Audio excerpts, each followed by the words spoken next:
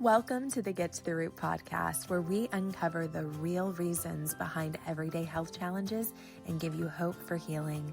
Today, we're starting a special 3-part series on ADHD. In this first episode, Dr. K looks at something most people never connect to attention and behavior, the airway.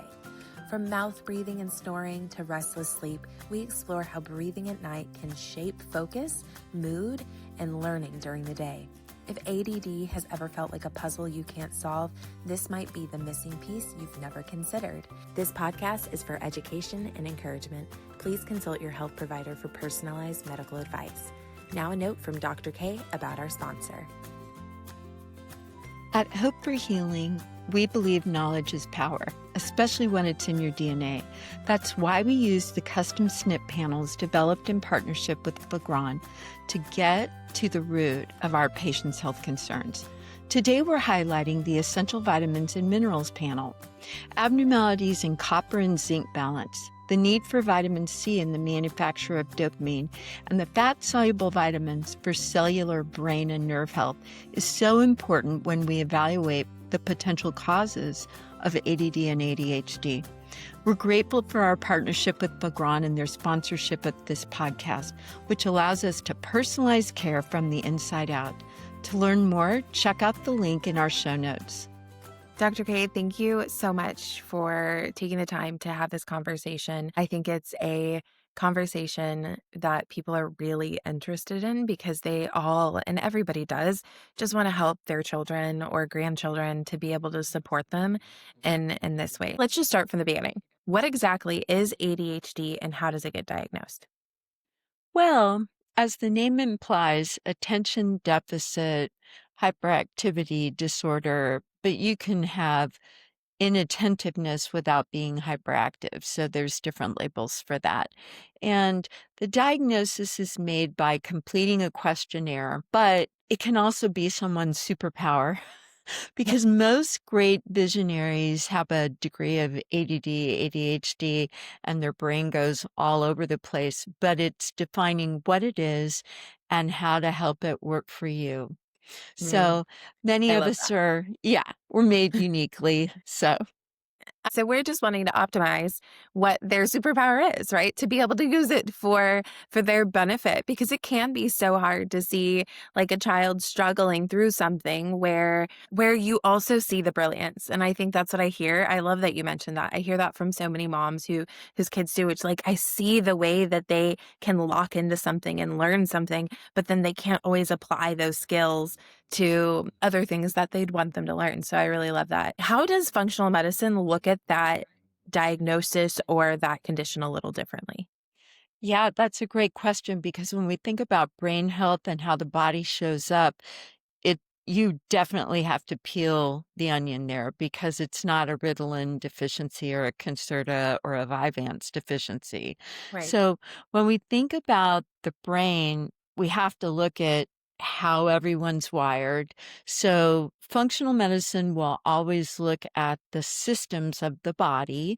And so since we pull everything in from a genetic focus, we always look at inflammation. Is the brain inflamed or not? And then we look at how is energy being delivered to the brain or to the cells? That's autophagy. And then how does the brain clean itself out? How does the brain provide itself with fuel? And how does the body fuel itself overall? And then also genetically, what essential vitamins and minerals do you as a person lack the number of receptors to pull it in from your food? Because people will say, well, I eat a good balanced diet, but maybe you can't extract those nutrients from your diet and those may be missing. So we look at the genetic symphony of a person's body. Right.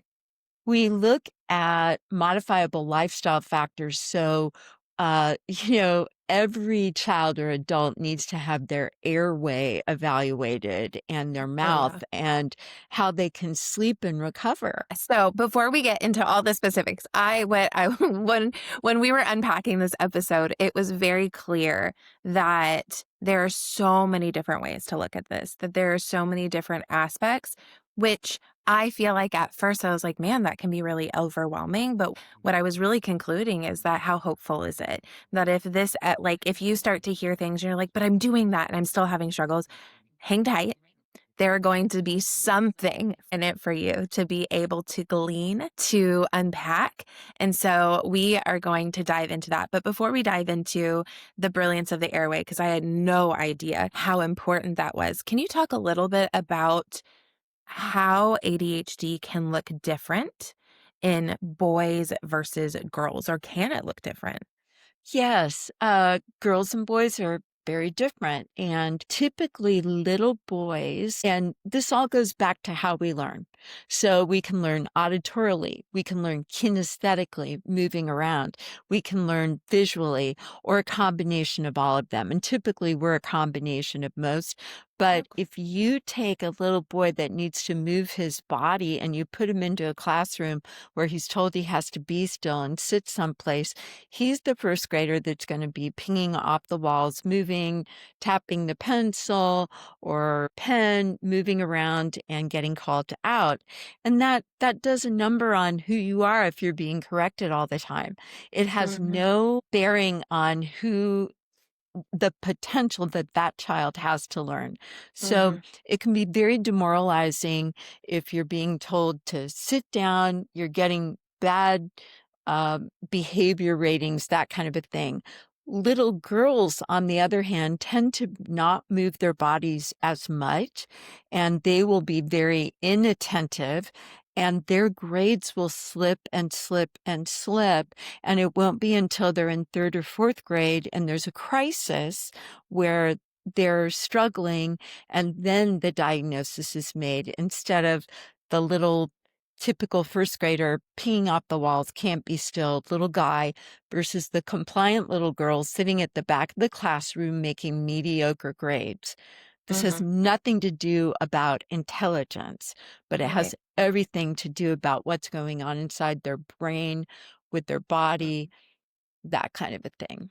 Right. And so when ADHD presents itself in this way, I love that you mentioned that it can frequently be missed until they're older, where they could have had the support and they could have had the engagement and the tools that they need to succeed, and that's missed. And so that's ultimately what we want to ensure through this episode is that people are getting the help that they need as soon as they can get it. What happens when it does get missed? Like, if it does get missed, is there still something that can be done? Like, is what we're about to be learning still going to be helpful for those people who have maybe teenagers? Absolutely. As something that we try to instill, there's always hope to help the body function properly. But Mhm. when you've developed these ingrained habits, a lot of times you have to unlearn them. You have That's so to true. unlearn ways of interacting. And so many people have found little ways to help themselves, such as buying a timer and doing one thing, setting it for 5 minutes. Okay, during this 5 minutes, I have to do this. Or having lists. I think of parents as they work with children, make your life as stressless as possible by taking a list.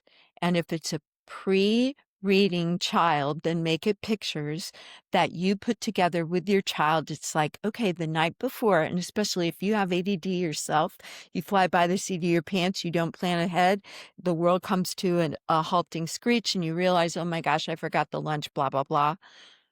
Make a plan, keep it simple, one thing at a time. And if you instill in your children, there's an intelligence sequence.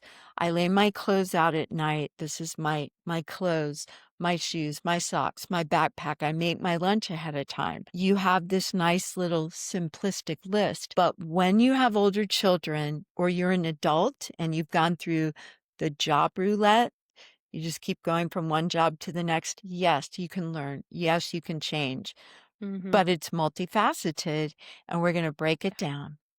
Absolutely. I love it. Okay. So now I really do want to get into like the lifestyle and what this looks like. And so you mentioned it already, and I'd really love you to dive into it. The airway. Like, what does that have anything to do with ADHD and Right. ADD? So if you cannot allow your brain to detoxify itself, clean itself out, and have good, healthy, restorative sleep at night, well, then by golly, you're not going to be able to pay attention either if you're yawning all day. So let's think about our children. So when you look at your child, how can you tell if they have airway problems? So when you look at them from the side, do they have a slightly receded chin? Okay, that's number one. Okay. Number two, if you look at the distance or the space between the bottom of their nose to their top upper lip, first of all, does your child breathe with an open mouth? A lot of the time. If they're at rest, do they breathe with their mouth open? That's clue number one. Clue number two, do they have dark circles under their eyes? We call those allergic shiners. Are those present? Number three, the philtrum, which is that thin little indentation below your nose and to your top lip, is that very elongated and narrow? Okay. And does your child's face look very oval? And also, do they have a thin upper lip? If those things are present, their airway may be compromised. And also, do they smack when they eat? Is it really, are you like, close your mouth when you chew? Is it hard for your child to chew without leaving their mouth open to get air? If that's the case, then their air may being impinged upon. Now that's the outside looking in. And then your observations. My kid sounds like a little piggy. They're like smack, smack, smack. Well, they may not be able to breathe well. Second is, do you hear them snoring softly at night? Okay. So we've looked at the external appearance. Now let's think about their sleep quality. Do you hear them snoring? Do they wake up with drool on a pillow? Are they starfish? Are they moving all over their bed at night? Do they snort and move in their sleep? So those are clues too. Like if you find stains of drool, or your kids, even if they're continuing to snore, and then prolonged bedwetting, that can be a sign that their airway's obstructed. And then also really bad breath. Do they have bad breath all the time? That could be a sign of infection in their tonsils or their adenoid. So now, when you look in the mouth, in order to determine if your child has an airway problem that's causing the symptoms of ADD, ADHD, have them stick out their tongue. And if you see their tongue and it looks like it has scalloped edges, like a scallop shell, just kind of like these little circled lines, that means that they're pushing their tongue into their teeth at night to make an airway. So when they go to sleep, if they push their tongue forward into their teeth. Now, also, do your kids grind their teeth? That's another clue that their sleep could be interrupted, leading to their ADD, ADHD, because we're going to tie all of this to inattentiveness or behavior that is less than optimal. Ping, ping, ping, Roger Rabbit. Okay. Now, when you look in your child's mouth, this is your actual inspection. When you have your child open their mouth, have them say, ah, and stick their tongue out. If the roof of their mouth is very high arched, that may mean that their airway could be potentially narrow. The other thing is if they stick their tongue out and the end of their tongue looks like a heart, okay, a little heart-shaped tongue, then they have a tongue tie. And then lastly, have them lift their upper lip up. And do you see some webbing, some gum tissue come down right between the middle teeth, or is there a gap between the top two teeth? So all of that speaks to airway constriction. Now, there's other types of tongue ties, buccal ties on the sides, but that's where a pediatric dentist that has done airway training comes in. If they start to see some of these things going on and they see either like a few of them or several of them, what would be like their first step? Like what would they do Yeah. to like either start supporting their child or who do they need to go see? I would have them ask their dentist, "Hey, have you had specialized training in pediatric airway medicine?" It is now becoming very, very, very common for pediatric dentists to have done airway training. And if not, they need to search and try to find one. Okay. Okay. Second, if their child is obviously snoring with respiratory pauses in the middle of the night or wetting their bed, especially after the age of 6, they could ask their doctor to refer them to a pediatric ear, nose, and throat doctor. And the ENT can order a sleep study or a pediatric sleep doctor. Like we'll go ahead and give a referral to a pediatric sleep doctor, but also the pediatric Absolutely. dentist. And I don't necessarily recommend ear, nose, and throat to be the person who does the airway modifications. Why is that? Well, ear, nose, and throat doctors understand and are outstanding at looking at that airway, but a pediatric dentist knows where and when and how much movement the tongue should make. A child Oh, should be wow. able to take their tongue and sweep at the back of their mouth to hit their back teeth. And an ENT may not be thinking of that. You know, they may be able to take out the tonsils and the adenoid, but you really want that pediatric dentist, airway specialist to be the one that does the laser procedures if necessary. But they'll also determine if you need to go see someone who does what's called oromyofascial therapy, which is exercises to strengthen and stretch connective tissue before you do anything to release tissues that are Right. impinging on the airway, causing the signs and symptoms of ADD and ADHD. So, Yeah. as you can see, airway, airway function is paramount to how you pay attention. So how is it paramount though? So what does that Mm, mean? Like what do those symptoms look like yeah. if my airway or if my child's airway? And if you were part of all the people who whenever she did the tongue swishing and all the things you should do and you did it, I'm with you. As she's talking, I'm like, can I do those things? But you learn like you. But so what exactly does that? So we went a lot into what to look for, but why do we look for those things? Why is it so Right. important for my child's airway to be working functionally? Yeah. So when your child goes to sleep, and if they have tissues in their mouth that are too tight and Mhm.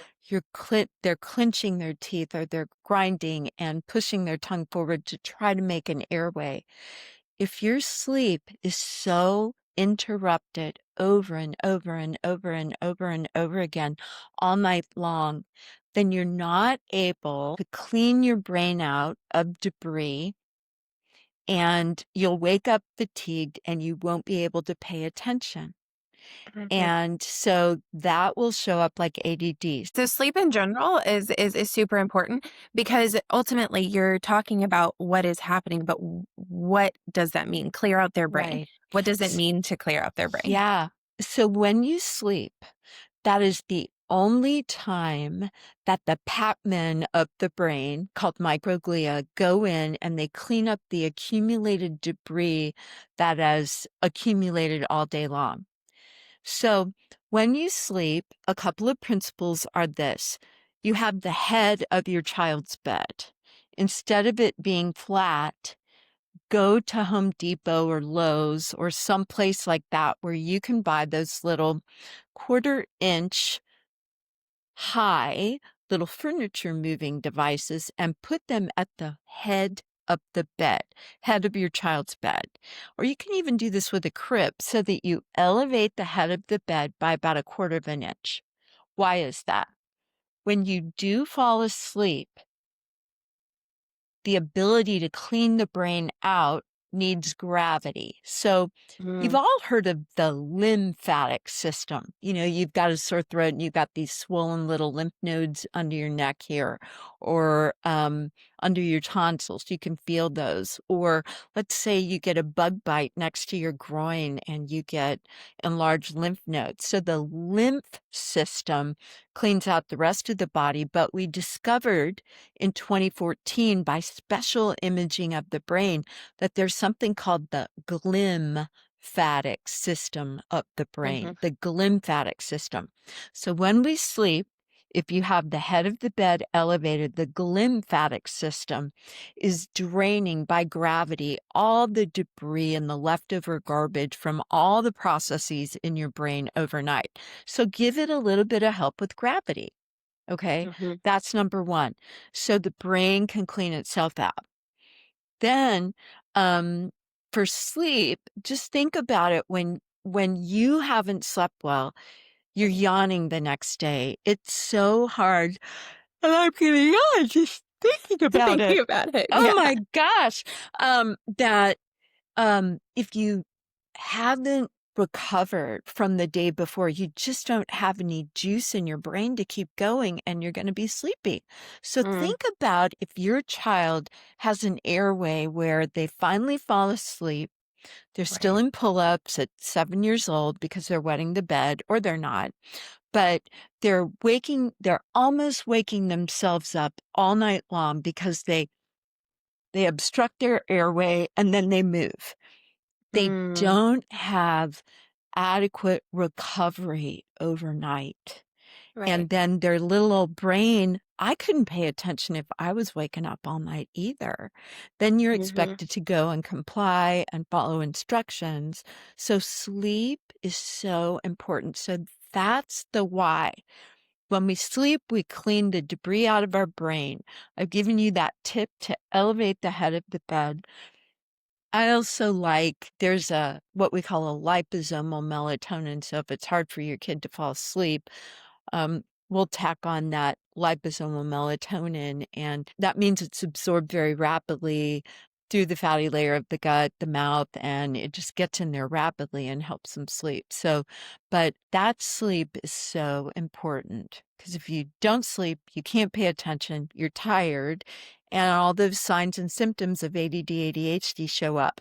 And just by addressing the airway, you may not have ADD, ADHD.